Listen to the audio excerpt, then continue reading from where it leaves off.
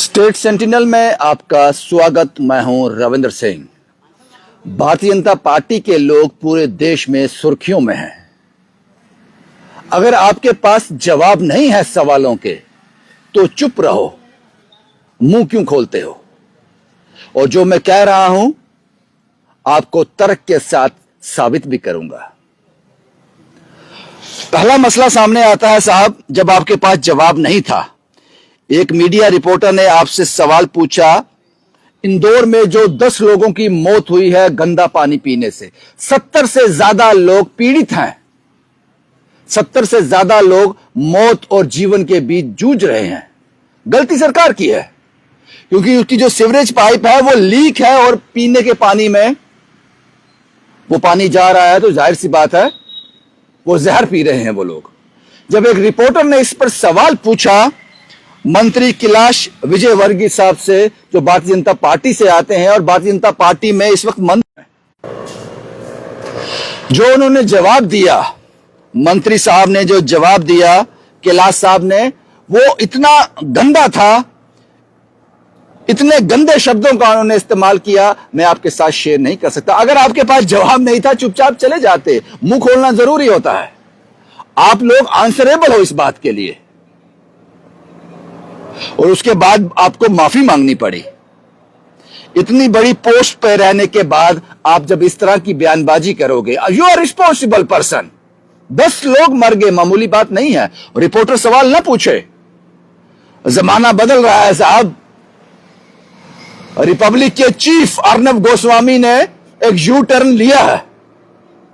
उसको देखते हुए शायद कुछ लोगों के मुंह में जुबान आ गई है, सवाल पूछना शुरू किया है सरकार से, और सरकार तिल मिलाई हुई है, क्योंकि उनको आदत है जवाब नहीं देने की, क्योंकि वो जानते हैं कि मीडिया क्या पूछेगा। वो पहले से सेटिंग होती है, लेकिन वो सेटिंग आजकल कुछ खराब चल रही है। इसलिए आपके पास जवाब नहीं है, आप लाजवाब हो जाते हो। जब आप घर से निकलते हो आपको का डर आपको खत्म हो गया, क्योंकि पता है कि सारा मीडिया हमारे इशारे पे है। लेकिन वो ट्रेंड अब चेंज हो रहा है, इसीलिए आप लोगों के पास जवाब नहीं है। मेरा आपसे अनुरोध है कि जब आपके पास जवाब ना हो तो मुंह बंद रखो, गंदगी मत उगलो बाहर। ये तो हो गया है कि आपको माफी मांगनी पड़ी अपने इस जवाब के लिए। और दूसरा, भारतीय जनता पार्टी के चीफ स्पोक्स पर्सन, शायद कुछ और भी पोस्ट आपने बड़ी इनको दी हो, जिनका नाम सुधांशु जी है, जो अक्सर हमें नेशनल टीवी पर दिख जाते हैं डिबेट करते हुए, जिस डिबेट का कोई सिर पैर होता नहीं है, कोई लॉजिक होता नहीं है, उस डिबेट में वो शामिल होते हैं। उन्होंने एक अनोखी बात कह दी। जब रिपोर्टर ने उनसे पूछा, मैंने कहा कि अब सवाल पूछ, आप परेशान हो रहे हो, आपको लगता है ये सवाल प्रॉब्लम है, बार बार नेट टूट रहा है, आपको ये नेटवर्क प्रॉब्लम है, आपको लगता है कि ये जवाब तो सिलेबस में था ही नहीं, तो ये कहां से आ गया? ये पूछा गया कि आप ही के कुछ लोग गो मांस खाते हैं, आपको उस पर क्या कहना है? उन्होंने कहा, आपको मैं यहां करेक्ट कर देता हूं बड़े आत्मविश्वास के साथ। उन्होंने कहा बीफ खाते हैं। उन्होंने कहा, मैं आपको यहां करेक्ट कर देता हूं, जिस गाय को हम माता कहते हैं, ये सुधांशु जी ने कहा, भारतीय जनता पार्टी के चीफ स्पोक्स पर्सन, वो एक नेशनल टीवी पर कहते हैं कि जिस गाय को हम माता कहते हैं वो यहां की देसी गाय है, और जो देश के अलग हिस्सों में जिस गाय को खाया जाता है, जिस बीफ के मीट को खाया जाता है, वो मिथुन है। यार आप कुछ भी कह दोगे। गाय के साथ हमारी आस्था जुड़ी हुई है, हमारे एक समुदाय की आस्था है, वो पूजन करते हैं उसका। और इसी गो माता के इश्यू को आपने सीढ़ी बनाकर चुनाव भी जीते हैं कई बार। आज आप इतना बड़ा बयान दे रहे हो, और मैं हैरान उस पर इस बात से भी हूं कि प्रतिक्रिया कोई नहीं आई कि एक भारतीय जनता पार्टी का सीनियर नेता, जो भारतीय जनता पार्टी को रिप्रेजेंट करता है, जिसका अधिकार भाजपा ने उसको दिया है, वो नेशनल टीवी पर बैठकर एक पैनल में यह कहता है कि जिस गाय का हम पूजा करते हैं, जिसको हम गौ माता कहते हैं, वो देसी गाय है।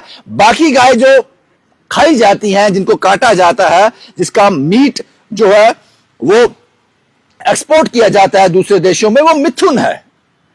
उस गाय का नाम मिथुन है, वो हमारी माता नहीं है। मुझे बाकी देश का तो नहीं पता, लेकिन मैं अपने जम्मू को जानता हूं, जिनका एक आदर है गौ के प्रति। वो मां समझते हैं उसको, और अपनी जान पर खेल जाते हैं जब इस तरह का कोई बोवाइन स्मगलिंग होती है। तो अब उनको भी निर्देश आपकी तरफ से आने चाहिए कि आपको पहचानना है कौन सी गौ माता है और कौन सी मिथुन है, क्योंकि वो अपनी जान की बाजी लगाते हैं इसमें, उनकी आस्था है। ये कैसे कह सकते हो आप? मुझे इस पर ऐतराज है। लेकिन मैं हैरान हूं कि आप गौ के लिए इतना बड़ा स्टेटमेंट दे देते हैं, जिसको हम लोग माता कहते हैं, जिसका हम पूजन करते हैं, और कोई भी रिएक्शन नहीं।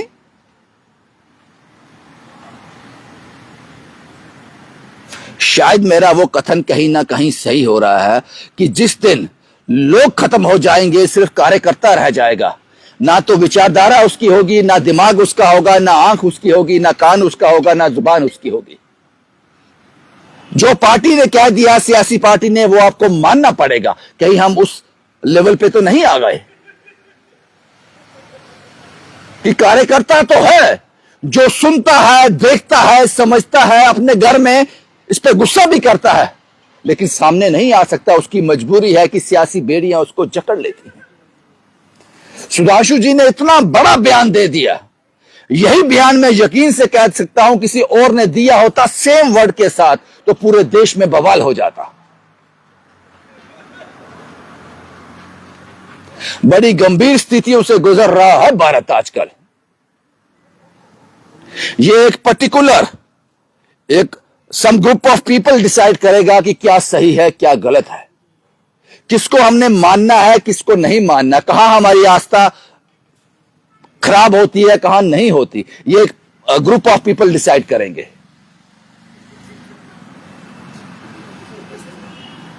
ये हमें इस बात से ऐतराज है, ये बात डाइजेस्ट नहीं होती कि आपने कहा कि एक पर्टिकुलर गाय जो है वही उसको हम गौ माता मानते हैं, जो बाकी गाय हैं वो गौ माता की श्रेणी में नहीं आती, उसको आप जैसे मर्जी इस्तेमाल करो। ये बहुत गलत है और हम इसका ऐतराज करते हैं, प्रोटेस्ट करते हैं इस पर। और हैरानगी इस बात की है कि देश इतना बड़ा स्टेटमेंट सुनकर भी चुप रहा। इसका क्या मतलब? मैं जम्मू की बात कर रहा हूं। जम्मू के अलग अलग समुदाय को मैं जानता हूं, जो छोटी सी बात को लेकर सड़क पे आ जाते हैं 15-20 लोग लेकर और प्रोटेस्ट करते हैं। आपको नहीं लगता कि इस पर आपको ऐतराज जताना चाहिए था? यही बात कांग्रेस के किसी लीडर ने कही होती तो इसका मतलब समझा जाए कि जो प्रोटेस्ट जम्मू में भी होते हैं वो सब सियासी होते हैं। आपका मन नहीं क्रोधित होता है, आपके मन को चोट नहीं लगती, वो सिर्फ एक सोच समझ के प्रोटेस्ट किया जाता है। इस बात पर कोई प्रोटेस्ट नहीं जम्मू में कि गौ माता को आपने क्वेश्चन मार्क में खड़ा कर दिया। सुधांशु जी हर आपको दिख जाएंगे किसी न किसी नेशनल चैनल बैठे हुए, और उनकी बातें सब ऊपर से गुजर जाती हैं, लॉजिकल नहीं होती है। आपकी इस बात से ऐतराज है, इसीलिए मैंने कैप्शन में यह लिखा है कि मीडिया सवाल पूछ रहा है 10, 11, 12 साल के बाद। कब तक पूछेगा पता नहीं। इसलिए आप लोग जो मीडिया से बिल्कुल बेखौफ हो गए थे, उसका डर आपको खत्म हो गया था। अब आपको डरने की जरूरत है। आप जब भी घर से निकलो सोच समझ कर निकलो कि क्या कुछ कांड आप लोगों ने किए हैं, और उसका जवाब आपसे मीडिया मांग सकता है, क्योंकि वो थोड़ी सी गैरत जागी है। इसलिए अब आपको डरने की जरूरत है। तो इसलिए मेरा सजेशन है आप लोगों से, अगर आपके पास जवाब हो, जवाब आपके पास होते नहीं है, अगर आपके पास जवाब हो तो दो, मुंह खोलो, नहीं तो मुंह बंद रखो। उसी में बेहतरी है अब, क्योंकि मीडिया ने सवाल पूछना शुरू कर दिए हैं। शुभम कुमार के साथ Ravindra Singh, the state sentinel के लिए।